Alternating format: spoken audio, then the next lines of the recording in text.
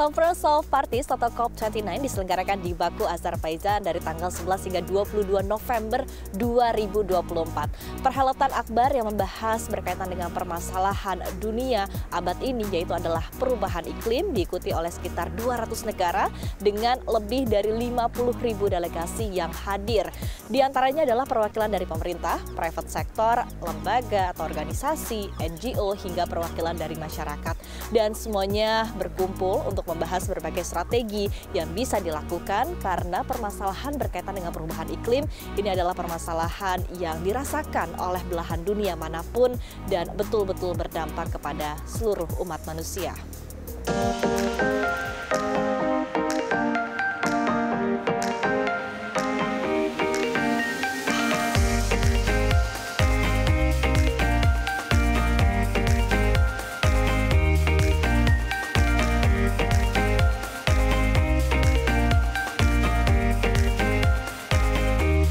COP29 ini akan berfokuskan kepada tema financing atau pendanaan mengingat triliunan dolar Amerika Serikat akan digelontorkan untuk berbagai proyek berkaitan dengan transisi energi dan upaya untuk menekan emisi karbon. Konferensi ini juga menjadi kunci momentum bagi tiap-tiap negara untuk menegaskan kembali komitmen mereka dalam upaya mereduksi emisi karbon dan meningkatkan penggunaan energi terbarukan. Dan tentunya hal-hal berkaitan dengan strategi, upaya yang akan dilakukan ini akan disampaikan oleh tiap-tiap negara dalam national statement mereka. Dan tentunya tidak hanya komitmen atau national statement saja, tapi juga seperti apa upaya konkret utamanya berkaitan dengan pendanaan atau investasi juga akan terus ditingkatkan dalam momentum COP29.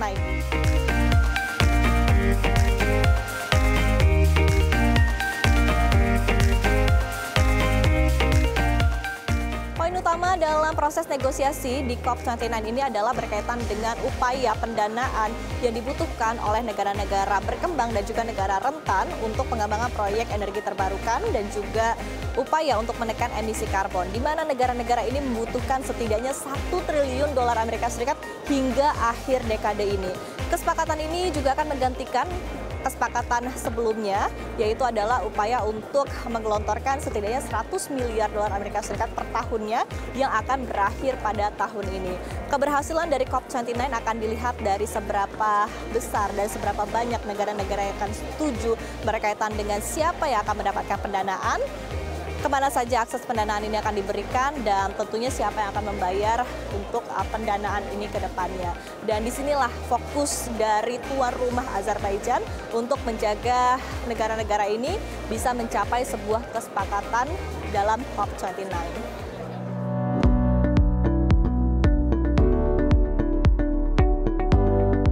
Digelar di Stadium Baku, Azerbaijan, UN Climate Change Conference atau UNFCCC Conference of the Parties yang ke-29 atau COP29 menjadi momen kunci bagi ratusan negara di dunia untuk kembali menegaskan langkah dan strategi berkaitan Climate Action Plan sebagai upaya menangani dampak perubahan iklim sekaligus menahan kenaikan suhu bumi hingga di bawah 2 derajat Celcius.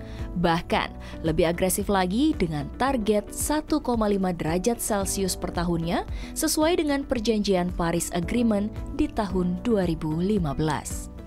Melanjutkan pembahasan dari COP28 yang dihelat di Dubai, Uni Emirat Arab tahun lalu, perhelatan COP29 kali ini juga menekankan pentingnya akses pendanaan bagi negara-negara rentan yang terdampak oleh pemanasan global.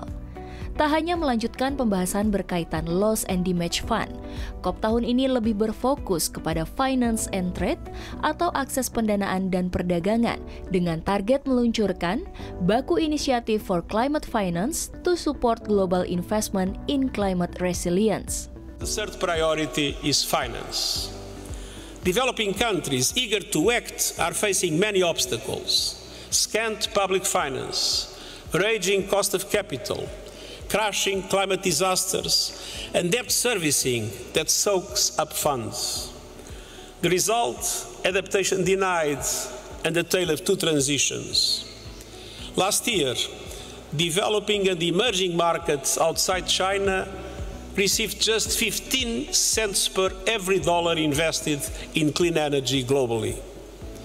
COP29 must tear down the walls of climate finance. Developing countries must not leave Baku empty-handed. A deal is a must, and I'm confident it will be reached.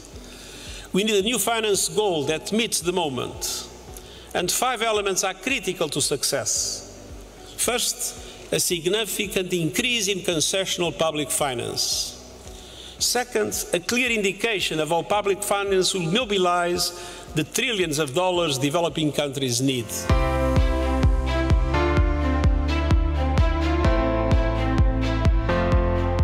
Kehadiran Indonesia di COP29 pun dipertegas dengan komitmen pemerintahan baru di bawah pimpinan Presiden Prabowo Subianto. Dalam momentum ini, Indonesia mempertegas kembali strategi untuk mencapai net zero emission di tahun 2060 melalui Climate Action Plan yang disampaikan oleh Utusan Khusus Presiden Bidang Iklim dan Energi Hasim Joyo Hadikusumo dalam National Statement. This vision determines our ambition to reduce greenhouse gas emissions towards net zero by 2060 or sooner, and avoiding 1 million tons of carbon dioxide emissions. We are shifting from fossil fuel-based to renewable-based development with 75% of additional power generation capacity.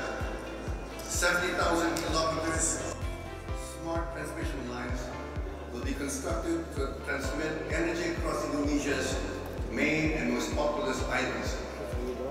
Indonesia will also develop a green smart grid, adding 42 gigawatts of wind and solar power, tripling energy capacity totaling 75 gigawatts. Affordable clean energy will be provided to accelerate growth, create more jobs, ensure food security, and alleviate poverty for the people's prosperity, while balancing growth with environmental sustainability. Hasim menekankan, hingga tahun 2040, Indonesia siap meningkatkan bauran energi terbarukan sebesar 75 gigawatt. Tak hanya itu, pemerintah juga mengestimasi ke depannya Indonesia akan memiliki 500 gigaton kapasitas carbon storage dan sebanyak 12,7 juta hektar hutan yang akan direforestasi. Adapun kocek yang harus dikeluarkan untuk membiayai target ambisius ini diprediksi mencapai 235 miliar dolar Amerika Serikat. Isu keberlanjutan akan menjadi salah satu strategi baru pemerintah untuk mencapai target pertumbuhan ekonomi hingga 8%. Pemerintah meyakini transisi energi dan implementasi energi yang lebih bersih dapat menarik investasi asing sehingga dapat semakin memutar roda perekonomian di tanah air.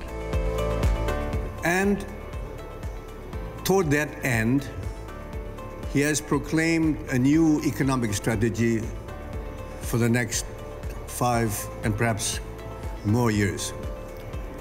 And that strategy is to embark on economic growth of at least 8%. I'd like to stress again, the goal is to have at least 8%. Because we have realized that the hitherto goal of 5% a year is not sufficient to pull tens of millions, if not more, of our citizens who are still mired in poverty and misery. So the goal is 8%, but the goal is 8% with economic sustainability. Untuk memenuhi target ambisius ini, pemerintah menekankan ada 3 hal utama yang harus dipenuhi, yaitu kebijakan yang komprehensif, investasi, dan kolaborasi internasional. Merespon hal ini, Perusahaan Listrik Negara atau PLN berkomitmen untuk menerjemahkan visi pemerintah dalam aksi nyata. Direktur Utama PLN, Darmawan Prasojo, membeberkan strategi perseroan terkait rencana penambahan pembangkit berbasis energi terbarukan. In the next 16 years until 2040, we need to add roughly 100 gigawatt of additional capacity. And Pak Hasim already announced that roughly 75% of additional capacity is coming from renewable energy, a plus for all of us. Meaning that moving forward, we're going to be able to reduce greenhouse gas emission. And those renewable energy is coming from hydro, geothermal, solar and wind, and 75 gigawatt. And then another 5 gigawatt is coming from nuclear and 22 gigawatt is coming from gas.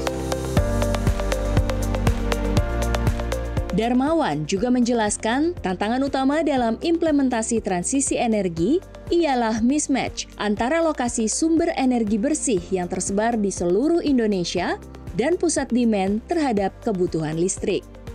Untuk mengatasi hal tersebut, PLN akan membangun Green Enabling Transmission Line sepanjang 70 km sirkuit dan smart grid guna mengatasi intermitensi pada pembangkit terbarukan sehingga energi bersih yang dihasilkan dari pembangkit tersebut bisa masuk ke dalam sistem PLN secara stabil.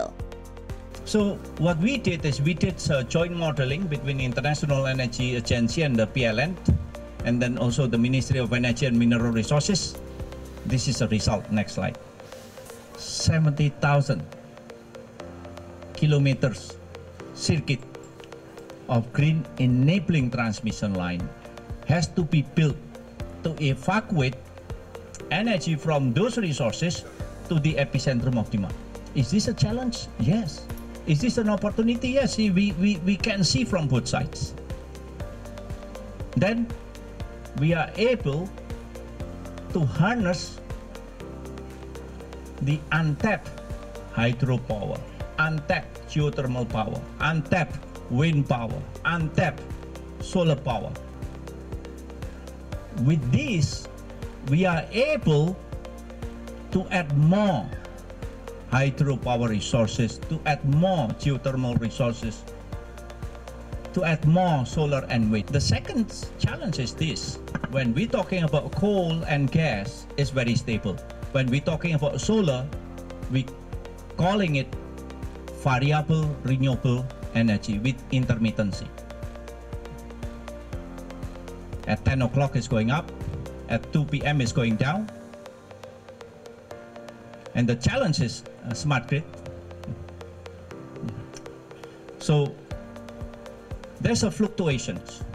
Wind, exactly the same. We need to build flexible power plants. We need to build smart grid, smart transmission, smart control center, smart distributions. Without the smart grid, we can add only 5 gigawatt. But with the smart grid, we can add until 42 gigawatt.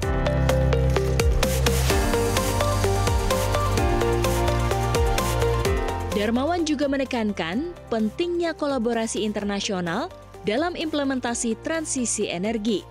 Dalam momentum COP29 ini, PLN berhasil menggait kerjasama dengan mitra global, di antaranya United Kingdom Export Finance atau UKEF, Kreditan Staaltvoorwiede Raufba atau KfW Jerman, Sembcorp Utilities Private Limited, Transportasi Gas Indonesia, serta Global Energy Alliance for People and Planet.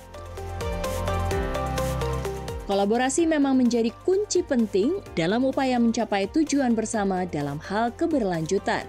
Mengingat kebutuhan dana yang perlu dirogoh tidaklah sedikit, serta dampak dari perubahan iklim dan kerusakan lingkungan dapat dirasakan di belahan bumi manapun.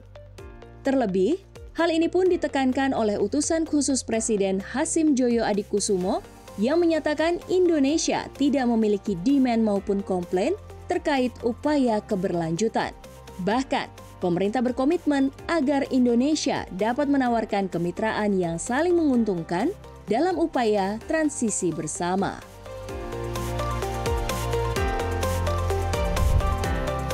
Partisipasi Indonesia di COP29 ditandai dengan tekad yang kuat bahwa kedepannya proyek-proyek yang berkaitan dengan transisi energi dan isu berkelanjutan ini tidak hanya mengandalkan hibah saja, tapi seperti apa kemitraan yang strategis dan saling menguntungkan antara Indonesia dengan mitra-mitra strategis dapat dilakukan ke depannya. Dan tentunya dengan langkah strategis dan kebijakan yang nyata atau kebijakan yang mendukung, diharapkan Indonesia ke depannya dapat betul-betul memiliki langkah konkret dalam partisipasi untuk mengurangi dampak dari perubahan iklim dan tentunya untuk menjaga keberlangsungan lingkungan hidup ke depannya.